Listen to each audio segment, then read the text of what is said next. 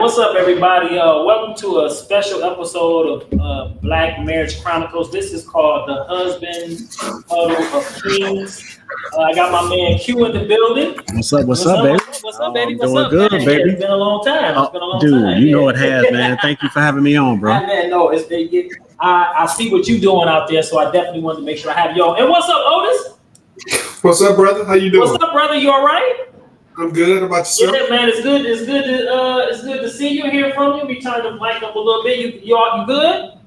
Yeah, I'm good. How about yourself? Okay, man. So today's show really, man, is about men speaking about marriage and to talk about the things that we don't say out loud. So we're going to discuss those things today. Say the fire parts out loud. And then I want you guys to think about what I have here on the screen. It says we're going to do our version of the good, the bad, and the ugly, but we're going to do the good, the beautiful, and the unique. Sweet. So I want you guys to tell me, while we're having our conversation, to tell me what is the unique, good, the beautiful, and unique things about not only your marriage, but marriage in general. That's what I want us to talk about. We're not here to berate our queens or anything like that, but we want to talk about the things. What do we need as men, especially as Black men? What do we need? What does support look like? And then why when we say support, sometimes it's so negatively viewed. When you say that word support, it's negatively viewed. So we want to change that narrative, and then we want to talk about. And I want to ask the question, and I'm posing this question first. What does support look like? What does support look like specifically to you? And how would you like your wives to show up? So I'm gonna go to you first, Otis. Tell me, what does support look like for you? Support for me is basically having my spouse in my corner whenever I have a big decision to make, and we need to sit down and talk about it first and lay out. Your mic went off. Yeah, your mic went off. Hold on, wait a minute. There you go. Go ahead.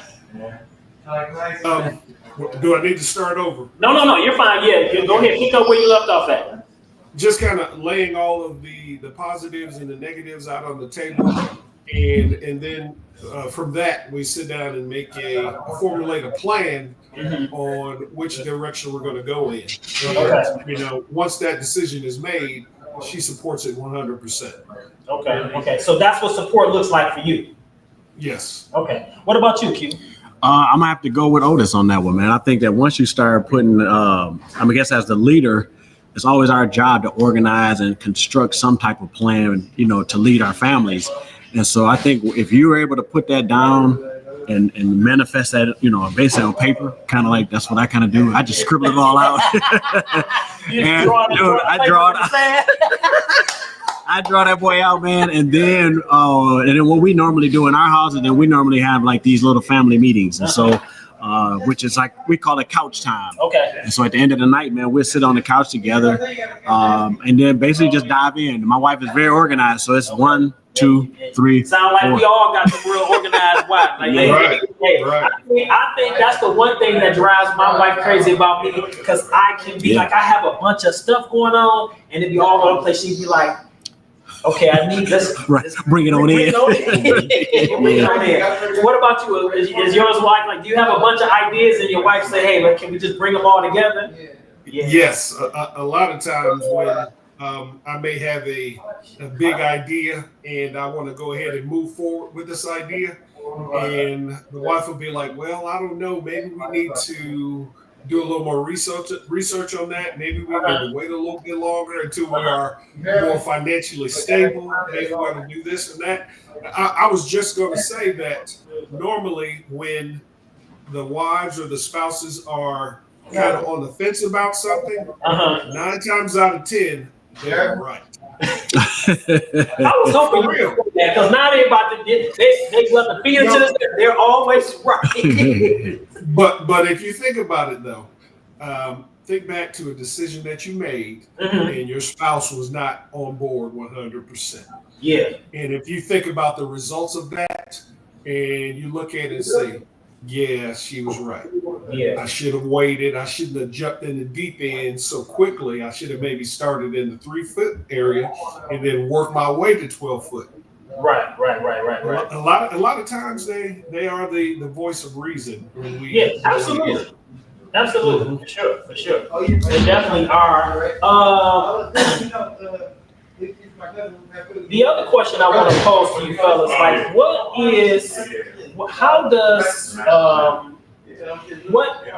what is our role as men? I know we see on these different podcast shows, and I know they do it for clickbait.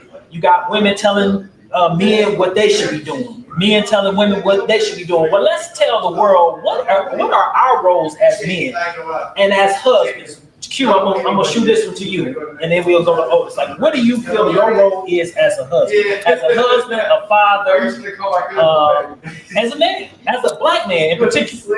Foundation. Okay. So that's kind of like where I lay mine at, man. So I have 4 pillars that I basically built, that my family basically, the morals and the values of my family have been built on. So it's Christ, character, commitment, and consistency. So those are the 4 things that are the basis of what, has built me as a man. So when you talk about, who am I? Well, to me, being a Christian, my first thing for me, man, is being a child of God, right? Right. Being a man who actually seeks God first, and then be able to bring that plan down to his family. And so we all talk about leadership.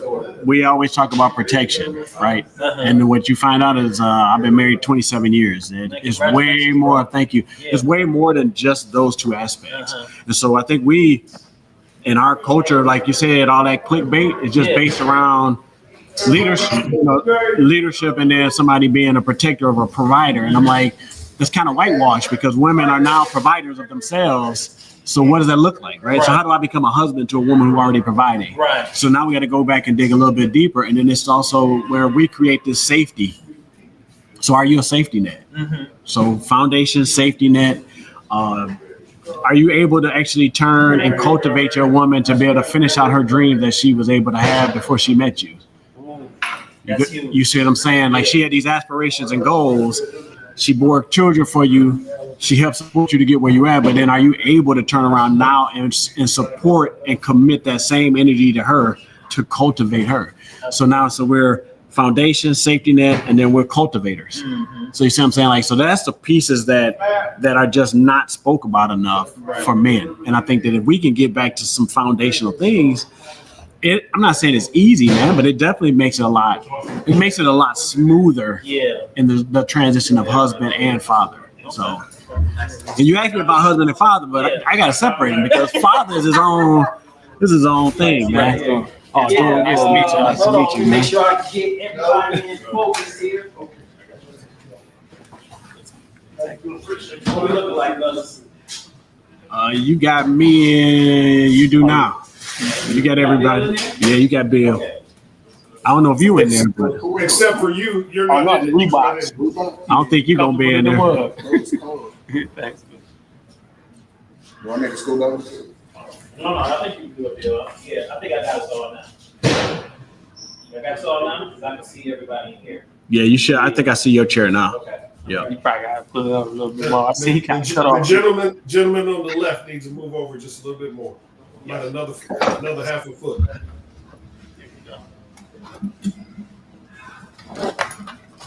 Get over a little bit more, Bill. All right, man. Let's listen. That's the other thing as men. Sometimes things won't always go as planned, but we figure it out, right? We figure it out. Yeah. So fellas, to my right here is my man Antoine. Nice Work with this guy. Yeah. He's definitely a content creator. And again, fellas, whatever you got going on, please, I definitely want you to plug because it's all about building a community as well. So whatever you have going on, don't introduce yourself, and whatever you have going on, make sure you mention that as well. I want you to also tell me how long you've been married in that aspect. So, Antoine. Okay, so I've been doing content since 2018. Okay. Started out with a podcast called Truth Tellers. We had like 14. We had 14 episodes. Okay. One season. COVID came, that changed up a lot of stuff. Now I started in 2020. I ended up starting a podcast in my own platform called Go to Child Entertainment TV, which is a multi-platform, family-orientated We talk about God, different stuff like that. Blog, traveling, shoes, tech. I do a little bit of everything. So, so that's what I've been doing for a while now. I've been married 18 years. We've been dating 23. I feel young up here because y'all got way more skin in the game than me, for sure. Otis, let's shoot it to you. Tell me how long you've been married. Give us a little bit of background about yourself. Sorry we didn't get to that sooner, so we kind of, but go ahead and tell us a little bit about you. All right. Starting off, born and raised in Canton, Ohio. Spent most of my adult years in Michigan, about 20 years in Michigan after attending University of Michigan, playing a little football there. And been married for 30 years. Wife, we dated 2 years prior to that, so we've been together 32 years plus. Okay. So we got a little skin in the game, as you say. Yes, y'all do. Yes, y'all do. I love seeing y'all together, though. Y'all be, listen, I'll be trying. Y'all are gold. We be watching y'all. We be watching y'all. Thank you. We try to be positive and be role models for younger couples. Absolutely. We try. Q, okay, we're going to shoot it over to you. Oh, let me switch this on around right quick. I think I'm born and raised Detroit. Been married 27 years. We've been together 30 years. Got a son, 21, graduating from Tennessee State University this year. Got a daughter that's 15. She's a sophomore in high school. I've been knowing Tone. When I came in, I was laughing because we literally had 19 years. I mean, we met at 19 years old. And we've been keeping in touch ever since. Now, we'll tell y'all this, though. This dude ain't aged one day. I promise you, on 19 years old, when he walked in at the spot where we worked, he looked exactly like this, dude, minus the gray. It's like crazy. But, man, it's been cool staying in touch with you, man. And I love the stuff that you're doing on your podcast. I also host a podcast called The Manology Project that has also has inspired me to actually start a nonprofit called the Manology Project, and it's for men's mental health and wellness. And basically what we do is create spaces for men to be able to come and do just what we're doing here, which is have some great dialogue, strengthen one another. I mean, really a lot of self-corrections without the hassle, right? Without the judgment. We're able to come in and bond. A lot of network come out of it and stuff like that. So definitely, if you guys can check that out, man, it'd be great. I'll leave you with some information. Man. Okay. All right. Bill, we shooting it over to you. What up, though?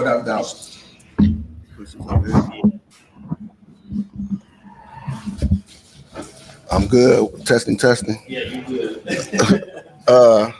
Well, my name is Bill. They call me, everybody know me as Billy Woods from where we come from. The mayor. From where we come from. You know what I'm saying? Me and this guy go back to 6th, 7th grade, basically. You know what I'm saying? We always been competitive in the game of life. How about that? That part. You know what I'm saying? Well, we can we can sit down and write a book on our lives. You know what I'm saying? I've been married 34 years. We've been together 37 years total. You know what I'm saying? Coming from the cloth where we was cut from, you know what I'm saying? Where it was morals and values of life. You know what I'm saying? Back then, you know what I'm saying? And you can relate to this and contest to this with your situation. Yeah. You know what I'm saying? So shout out to your wife. You know what I'm saying? Listen, man, my wife, Big, you and your wife, she one thing she always tells me is she loves how you honor your wife. She loves that. She loves how you honor your wife. Well, like I say, she's my lifetime crush. You know what I'm saying? Like I said, we met at a time where I needed a good, strong woman in my life. Black one, oh, absolutely, a strong black woman with grandma morals and values. You know what I'm saying? So, my wife is the truth. You know what I'm saying? And I no matter what the situation is, I got to give her the big ups because literally she saved my life. If that makes sense, you know what I'm saying? You know the route we was going. You know what I'm saying? Like that, Like I said, fellas, I want us to talk about the quiet parts out loud as husbands and to be able to say, I said earlier before you gentlemen walked in, is that I was asking about, sometimes when we say men need support or black men need support, it's looked at in a negative way. Q talked about what he felt like he needs support. Him and Otis pretty much echoed the same thing.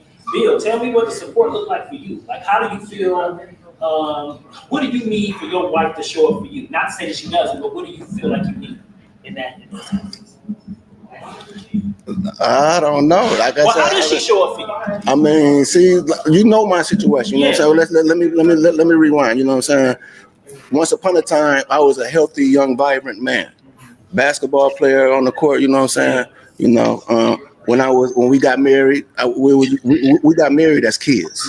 You know, so we played. I literally tell people when they ask about me and her relationship that we played house and we liked it. Does that make sense? Yeah. You know what I'm saying? We played house. You know what I'm saying? We got 2 grown kids, 5 grandkids as of right now. You know what I'm saying? Well, she was always attentive to me and made sure that I wasn't going left when I was supposed to be going right. You know what I'm saying? She kind of like I said, she raised me. And you know, like I said, we come from that sack chaser era. Yeah. You know what I'm saying? We come from that era, you know what I'm saying? And I was we was in the streets, you know what I'm saying? I'm not that's like that, but she saved me from routes that I could have not been here, or you know what I'm saying? She saved your life. You know what I'm saying? So, you know, she had the morals and values of she come from a Southern house, you know, like I say, the grandmother was a homemaker, took the matriarch of the family, her mother, shout out to her mother, you know what I'm saying? So she watched these strong Black women coming up, you know what I'm saying? And then when I first met her, I had never experienced nothing like that, because all my female friends, we trying to see what's up for the day. You know what I'm saying? We got the. She gave some structure. She gave me some structure. Yeah. That's what I was looking for. That's you know what I'm saying. She gave me some structure. And when you're not used to that, and I wasn't used to it, and I wasn't. It was foreign to me. You know what I'm saying? Yeah, so you know. Absolutely. What about you? Oh man, we started out young too. Me and my wife. That was my crush, like he said. We came a long way. We was kids. We started at 16 dating. I was wild too. I was in the streets too. So, you know, I came from that background. Like he said, my wife really kind of saved me too. She kept me out of a lot of stuff because I was a high head. Yeah. You know, I was always. Are you high tempered? Yeah. I was never against that, bro. Man, that's this guy, man. You know, when I got God in my life, man, he changed me, man. Absolutely. You know, my wife did a part of that. Absolutely. And that has a lot to do with everything that, like I say, we going through the spiritual part of it. You know what I'm saying? Yeah. What do you guys think about like you see a lot on different podcasts? I'm gonna bring up a couple videos too, and I want you guys to watch and give me your thoughts on it. But what do you think about where you have different? Well, let me start here because I'm sorry, I get things in my head and I get off track. What I do love is that I'm starting to see a lot of support for us as men, as Black men. But with that being said, what do you think about the women saying what a man should be? What a man, because me and Q always kind of talked about this earlier, but what a man should be, what is a man's role? So I'll shoot it to you, Bill. What do you feel like a man's role is? A provider, a protector, somebody that wanna keep his village unified, you know what I'm saying? Somebody that's that has, like I keep on saying, I can't emphasize morals and values. Keep on emphasizing morals and values because that has and common sense. Yeah. You know what I'm saying? Yeah, you know what I'm saying. So you know, and like I say, so a protector for one, a provider for one. No matter what your situation, if you have a full-fledged family or what, or they're just providing for yourself. You know what I'm saying? So that's about all like I can come up with right about now. What about you? Can I add to that? Yeah, absolutely. Okay. You know, it's kind of Steve Harvey uses this a lot. And the 3 things that a man is supposed to do is provide, protect, and profess. And the gentleman there, he hit on them both, all 3 actually. We're supposed to provide for our family. We're supposed to be the protectors and the security blanket for our family, for our wives, for our children, for our grandchildren, and to profess our love to all of them. You know, that's something I do every day. We have a family chat that we talk in every day, me, my wife, and the children. And, we kind of start the day out. Hey, today's a new day. Make it a great day. Have a great day. Be safe, first and foremost. And we tell them that we love them and going about your day and be safe. So those are some of the things that I try to do with my wife and my children, just to try to keep them kind of glued together so we don't become fragmented or disjointed. Just to make sure. And then we do a Sunday dinner once a month where I have them over and we sit down and we break bread and we see how everybody's doing mentally and spiritually. And if there's anybody or one of them we may pour into a little bit more if they are struggling with something, or get them the help that they need.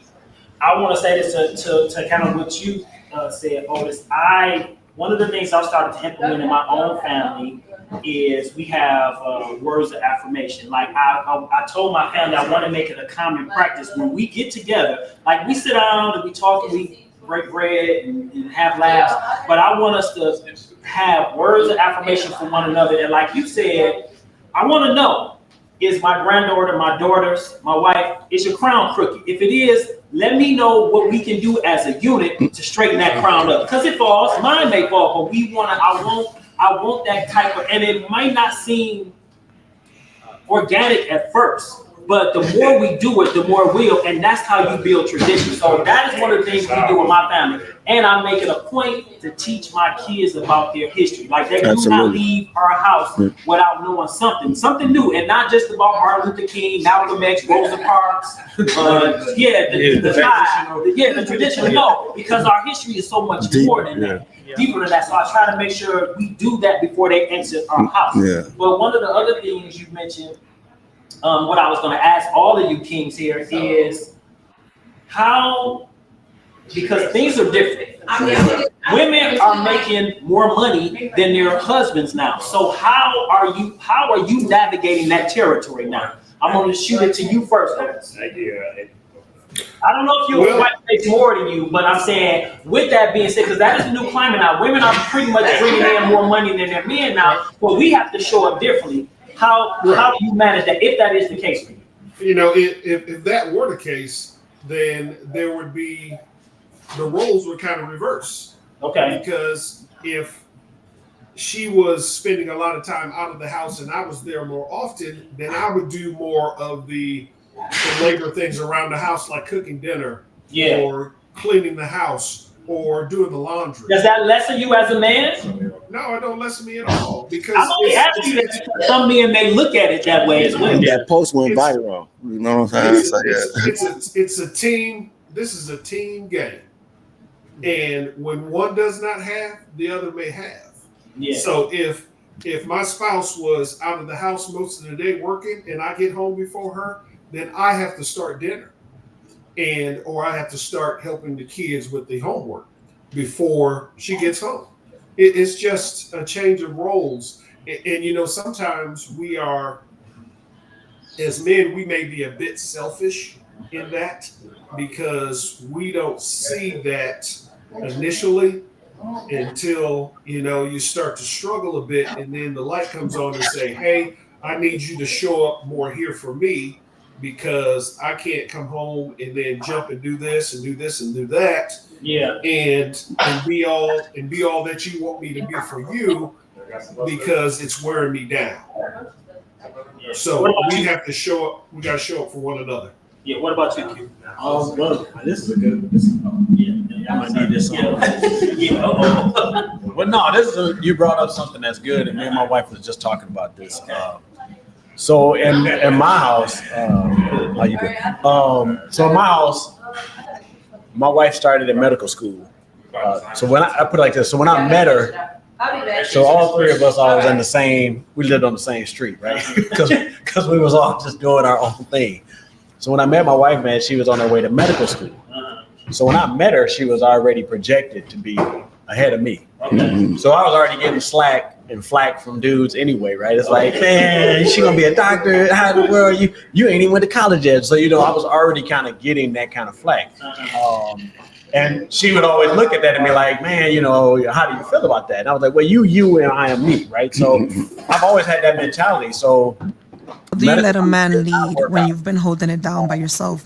You also use leading and hyper independence as a way to regulate. So she had to transition into the corporate world. So she had never managed nobody. I basically took care of her the first 10 years of our marriage. So we had to do a little bit of a transition, kind of go what Otis says, which is, then that's when that teamwork kind of kicks in, where she came to me basically in that leadership role and was like, man, what do I do? So I didn't finish medical school. I feel like I wasted some of our time, even though it wasn't a waste, but she felt like, man, I should have completed that. And she didn't. She's like, so what do I do? So I told you she's very organized and structured. Well, that's corporate America, right? If you organize a structure, bro, you can do some things. So man, she went out there. Her mom was at Blue Cross, so she slid into Blue Cross, and things started kind of like, that pendulum started swinging back and forth, right? So now listen, man, I went to school. I got my degree, a bachelor's in math. I did my thing, right? I got on track, right? Because I could see the projection of her, and I'm like, okay, I gotta speed things up. Yeah. Let me ask you something. I want to keep that front of thought. Did you feel? Because I want, as men, do we feel rushed? Did you feel rushed and pressured? Well, this is the thing. And was that something that you put on yourself, or was it something you felt that was implied? Okay, so you give me two good questions. Okay, so I'm gonna back up on that one first before I move forward. Is it pressure? Is the question. Because what happens is that we're given this unbelievable cloud of just go be you till we're about 30. That's that barbershop talk, right? It's like, oh, you young, cuz go out here and do this. So every time we like, man, I'm thinking about going to school, it's like, I mean, you got time. So we're in our culture, dude, that's something that's just beat down on us, that you have time. But when you, like my man Bill said, when you meet the right one, then you looking like, well, dang, I'm behind. So technically I didn't have no time because I never knew when the right one was gonna land in my lap, right? So my man here say, I push now, I don't want to call you. But Antoine said he met his young lady at 16. So I met my wife at 16. Never dated, came back at 21, now we're married at 23. So when I look at that, people ask me, did I feel rushed? I'm like, no, I think that that was bad. That's stuff that we took from our culture. No fathers, no this, all these things that we don't have there to help us get kicked right off. So it wasn't no pressure. I looked at it and thought, I actually said, I'm sorry that I actually did not get moving soon enough. So once we get into the marriage thing, and like I said, that pendulum started swinging. This is a part of maturity and leadership, right? So I looked at it and was like, okay, check this out. I think you can make some big moves. So she like, man, what are you thinking? I'm like, well, I'm gonna stay put because we both can't chase. We both just can't chase. So what I'm gonna do is, we had already had my son and we had my daughter, and I'm like, well, I'm gonna lay back because my job was remote 100%. My flexibility was unreal. I was like Global Crossing. Okay. So you know what I'm talking about. So I can move and smooth. I can move. I'm like, I can be right on and the kids can get sick. That's payment in and of itself. That was your freedom back. So with that, I just looked at that and said, with good leadership, let me lay back and let's see a couple of years to see where this pendulum, man, this pendulum stayed up here, bro. It never came back. I'm like, okay, so, I mean, promotion. What do my wife do make more money than me? But it's not because she went out and, I'm gonna do. Yeah. This was because of the leadership that I cultivated her, because medical school was her thing. The cultivation from my leadership was the corporate thing. So how can you be mad at something that I actually helped navigate, construct, manage? When she didn't know what she was doing, who did she call? She called me.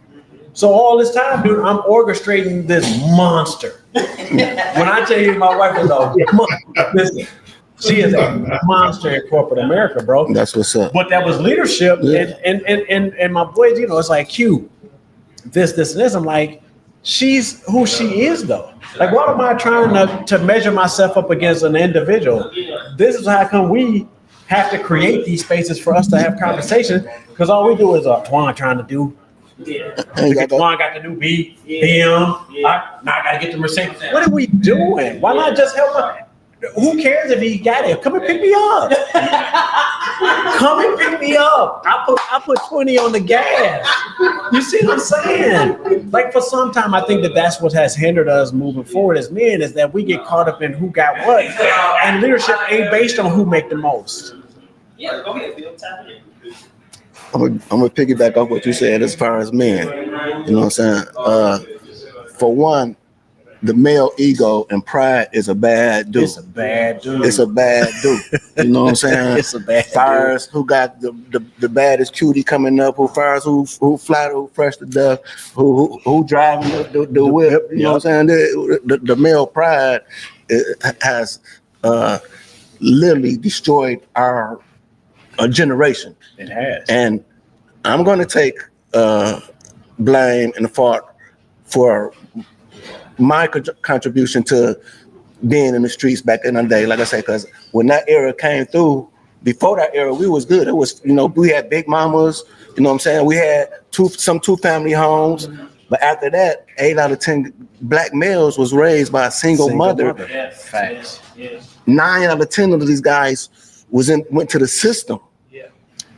9 out of 10 came in addicted. So you know what I'm saying. This is an era that we can this is our era. We can contest to. So, like I say, so for number one, shout out to all the strong black mothers. You know what I'm saying. You know what I'm saying. You know what I'm saying. That was on our heads. You know what I'm saying. You know what I'm saying. But it was that male ego, pride, chest out stimulation that we done had and that we done watch since day one, you know what I'm saying? Even just growing up as kids, your uncle, stick your chest out, boy, you know what I'm saying? You look. So we as men, we got to, I guess, recreate that, redo that cycle and bring back the unks, bring back the OGs, bring back the respect level.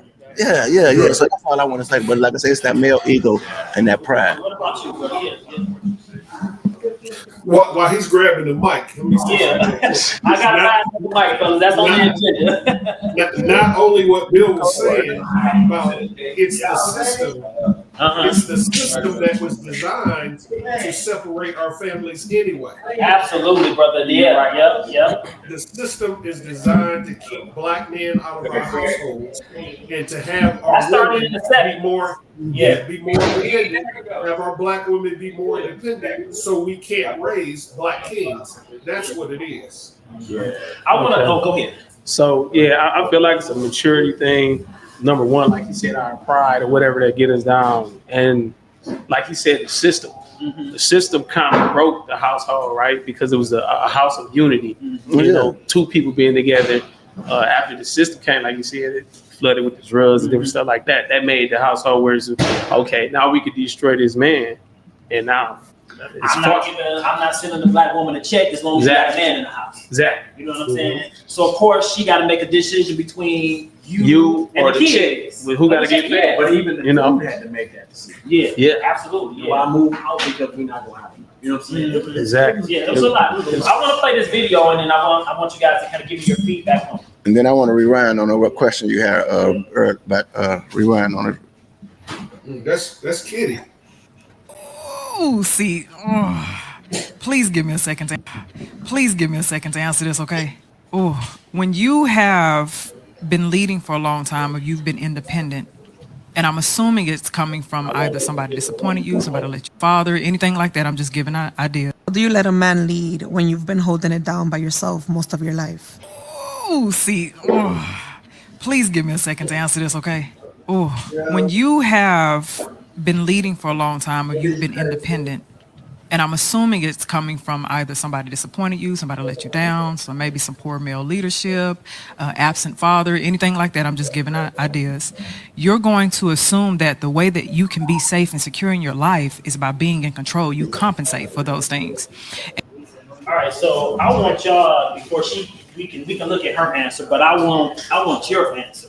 How does a man lead when a woman, because by design, like Otis says, it's been systematic. How does a man lead?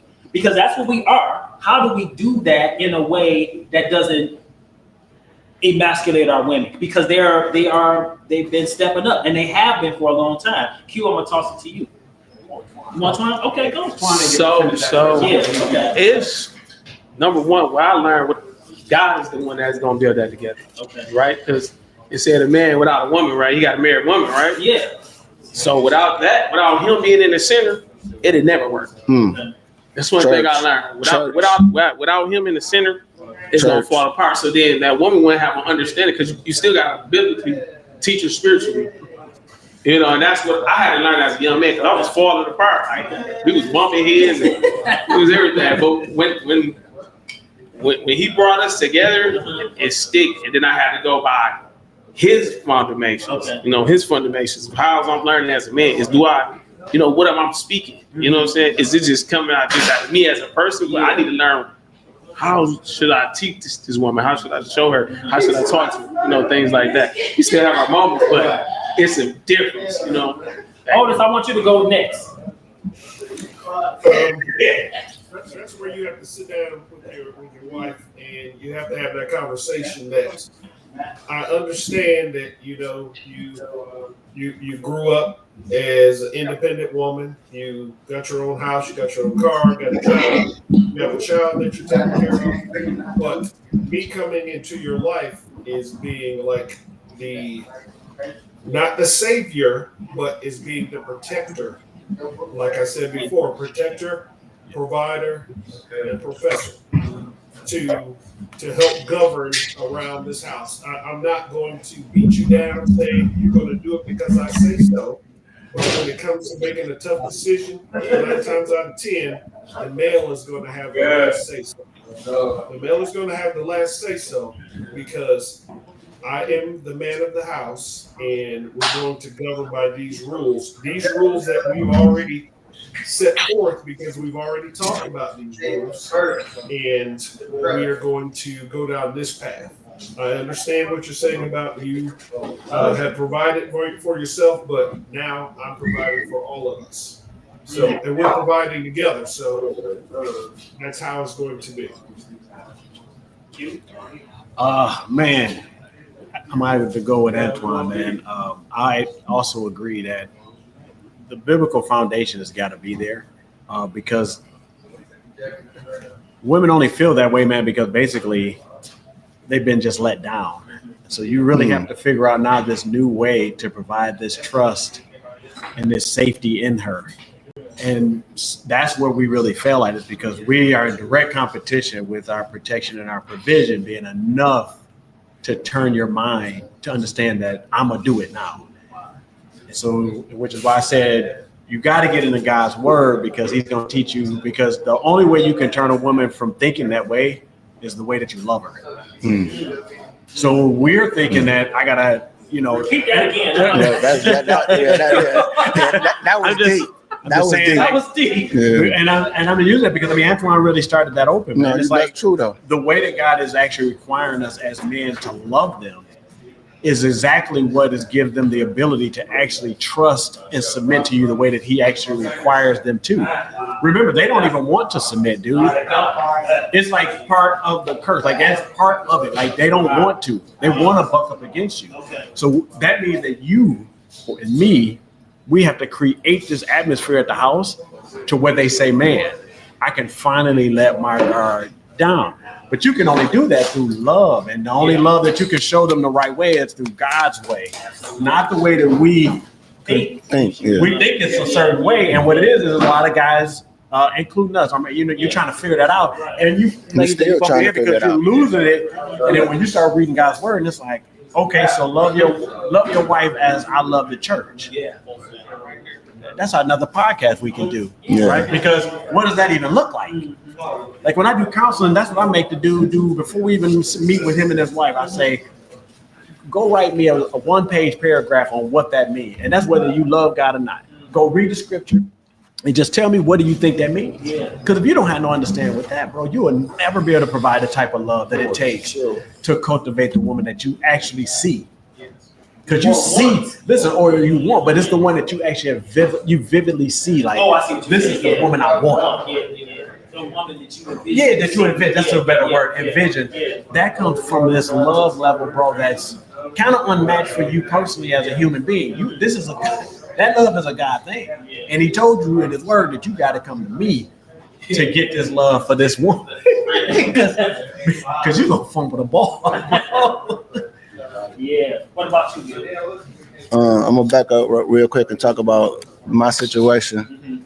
Like I say, over 20 years ago, I was diagnosed with multiple sclerosis. You know what I'm saying? The doctor told us, be prepared to be That would bedridden. never be We a. You want did. to say something? And We wasn't aware of this situation. Didn't have no knowledge of multiple sclerosis besides hearing about Richard Pryor, the celebrities or whatever. You know what I'm saying? So we prayed, deep thought and everything.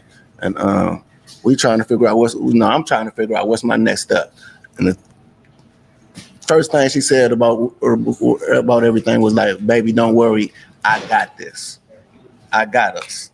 You know what I'm saying? And that means a lot to me. For sure. You know what I'm saying? Not knowing the circumstances of the future. Let her know, the future. You know what I'm saying? And like I say, I got a good, strong, pretty personality wife. You know what I'm saying? Vibrant wife. That's, you know what I'm saying?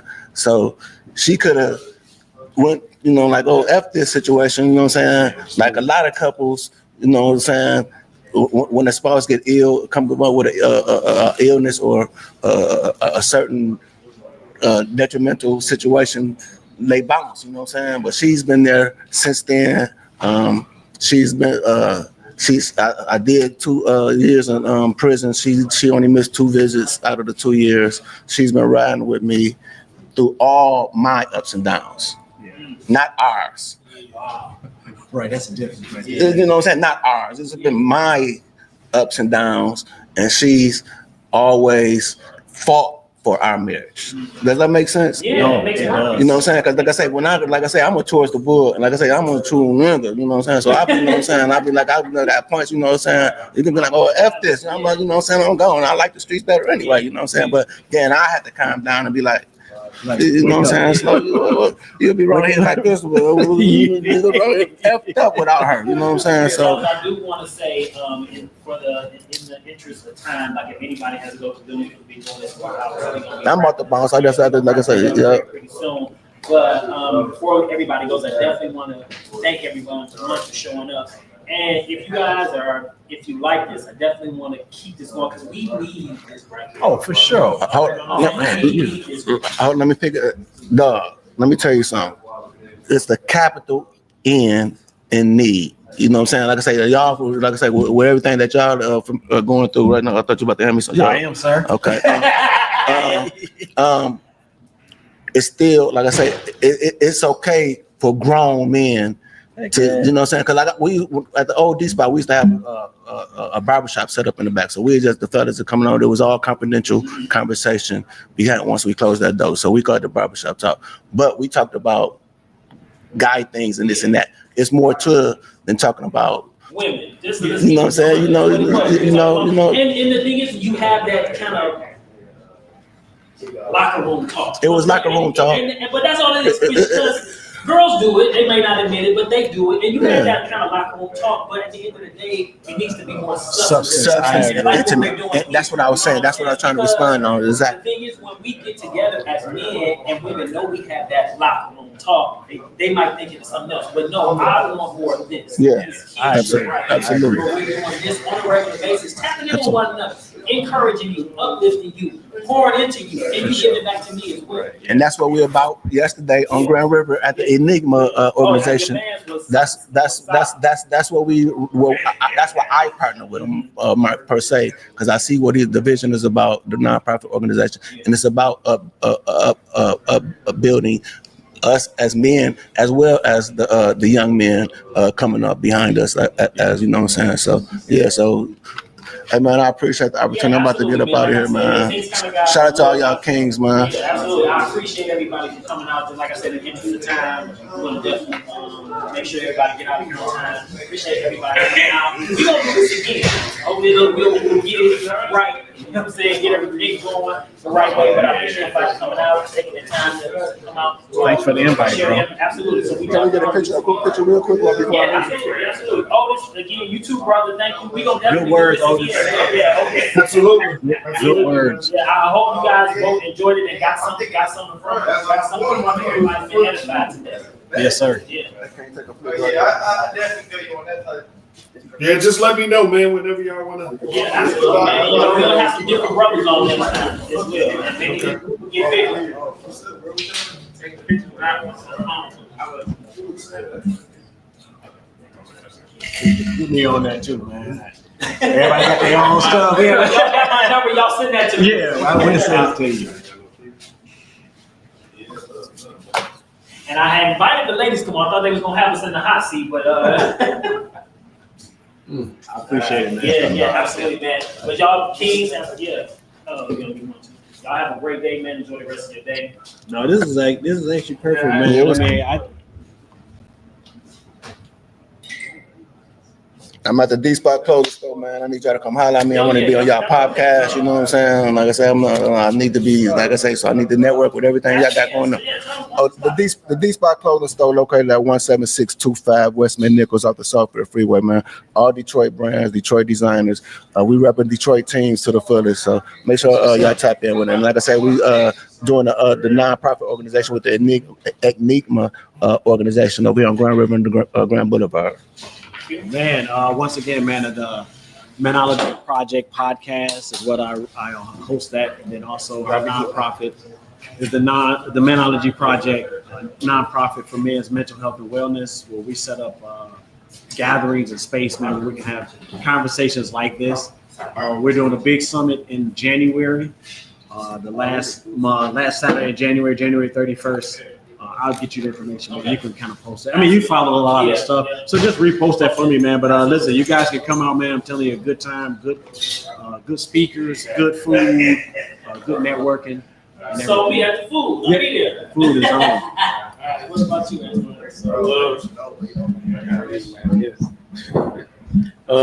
Go subscribe to my channel, Go Child Entertainment TV #1. I just got some brands out too, Go Child Entertainment merch.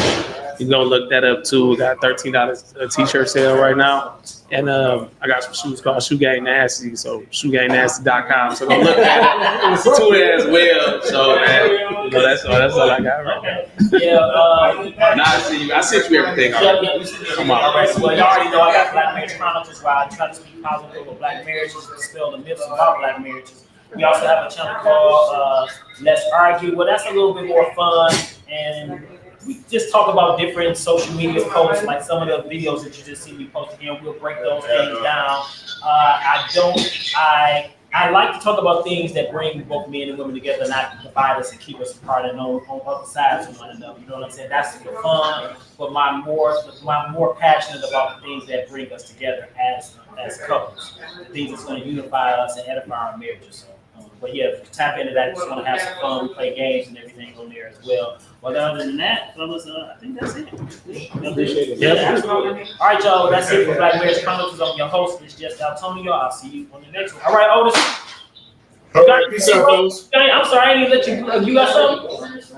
No, I'm good. I'm good. Okay. Peace out. All right, I'll talk to you, bro. All right, later. Yeah. Did you know that?